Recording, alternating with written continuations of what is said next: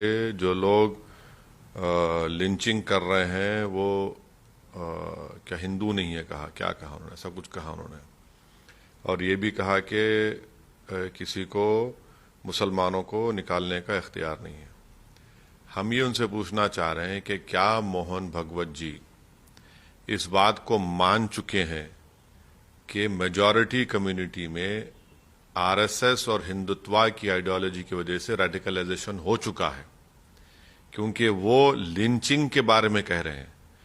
तो हमारा मानना यह है कि आरएसएस अगर मानती है कि मुसलमानों का लिंचिंग हो रहा है तो क्यों हो रहा है, करने वालों का क्या ताल्लुक हिंदुत्व की आइडियोलॉजी से है या नहीं है, और अगर हो रहा है तो क्या उनका रेडिकलाइजेशन अगर हुआ है तो उसका जिम्मेदार क्या आरएसएस और हिंदुत्व की आइडियोलॉजी नहीं है, और अगर ये है तो क्या आरएसएस उन लोगों का ओपनली कंडेमनेशन करेगा जिन्होंने पीलू खान को मारा, रकबर को मारा, अलीमुद्दीन को मारा और आपके अखलाक को मारा, आसिफ को मारते हैं और महापंचायत करके बीजेपी का स्पोक्सपर्सन कहता है कि क्या हम इनको मर्डर भी नहीं कर सकते?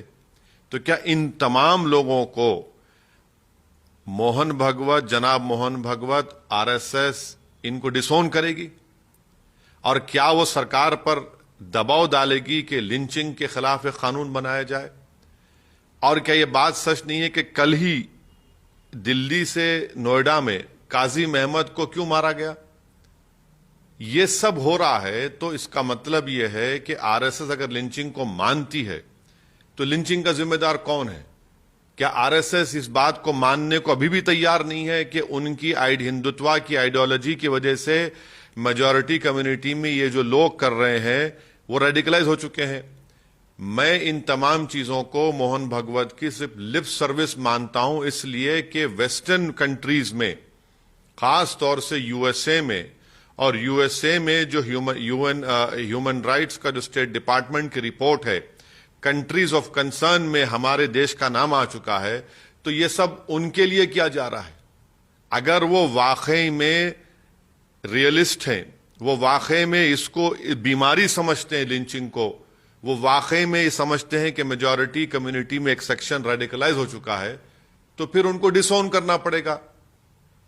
एक्स मिनिस्टर अखलाक के मारने वालों की लाश पर तिरंगा लहराते हैं, तिरंगा बिछाते हैं। एक्स यूनियन मिनिस्टर अलीमुद्दीन को कन्विक्टेड लोगों का उनका फूल का माला उनके गले में पहनाते हैं। राजस्थान में रकबर को जब जो लोगों ने मारा उनको कोर्ट को लाया गया तो ट्रायल कोर्ट के ऊपर खड़े होकर भगवा लगा दिए। कौन सी दुनिया में मोहन भगवत हैं? वो क्यों आंखों में धूल झोंक रहे हैं देश की जनता की? लेकिन सर ये बयान तो अच्छा है ना कि सारे क्या क्या क्या अच्छा है? क्या अच्छा है उसमें? आप देखिए, ये एकता बना रहे हैं आप कब से एकता बना रहे हैं? आप तो 90 साल से आप ही का तो ये सब, चाहे वो गोलवालकर का बंच ऑफ थॉट्स हो या वी और नेशनहुड हो या फिर दीनदयाल उपाध्याय की किताब हो, इन तमाम, या फिर आप सावरकर की हिंदुत्व की किताब हो, यही तो इन्हीं के नक्शे कदम पर आप चल रहे हैं। और इन किताबों में क्या ये एकता की बात की गई? क्या इन किताबों में यूनिटी एंड डाइवर्सिटी की बात की गई? एकता की बात भारत का संविधान करता है, हिंदुत्व नहीं करता है। भारत का संविधान में इंक्लूसिवनेस है, हिंदुत्व एक एक्सक्लूसिव आइडियोलॉजी है जो मोहन भगवत और आरएसएस पिछले 90 साल से उस पर अमल कर रही है। कहां एकता होगी? गवर्नमेंट ऑफ मोदी की सरकार है और इन तमाम लोग महापंचायत कल भी करते हैं, गाली देते हैं मुसलमानों को कि इनका मर्डर कर दो, इनको मार दिया जाएगा, और पुलिस एक एक्शन नहीं लेती उनके ऊपर। काजिम को मारा गया, पुलिस एक्शन नहीं लेती उनके ऊपर। जुनैद को भरी ट्रेन में मारा गया, देख लीजिए कौन सा क्रिमिनल केस चल रहा है। यह सिर्फ लिप सर्विस है, देश की जनता की आंखों में धूल झोंकी जा रही है। और सबसे बड़ा काम यह कि वेस्टर्न कंट्रीज में, खास तौर से यूएसए में, वहां पर यह पैगाम दिया जा रहा है, क्योंकि बैड पब्लिसिटी मिल रही है। और वो बैड नहीं बल्कि जेन्युइन पब्लिसिटी सही हो रहा है। तो इसीलिए ये तमाम बातें की जा रही हैं। ये जमीन पर इसका कोई इंप्लीमेंटेशन नहीं होगा।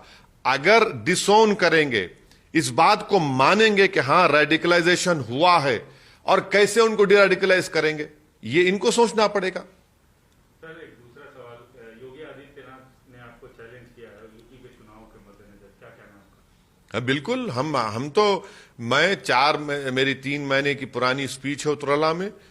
एमआईएम पार्टी पूरी कोशिश करेगी कि आइंदा विधानसभा के चुनाव में योगी आदित्यनाथ और बीजेपी की सरकार को शिकस्त दी जाए। ये तो हमारा शुरू से स्टैंड रहा है, और हम भागीदारी संकल्प मोर्चा का हिस्सा है, जिसके ओम प्रकाश राजभर उसके कन्वीनर है। हमारी पूरी कोशिश होगी, यकीनन कोशिश होगी, क्यों ना हो। डेमोक्रेसी में हमको ये पूरा इख्तियार हासिल है, क्योंकि योगी सरकार कोविड के दौरान गंगा के ऊपर नदी के किनारे लाशों के अंबार पड़े हुए थे, तो उसका तो बोलना पड़ेगा।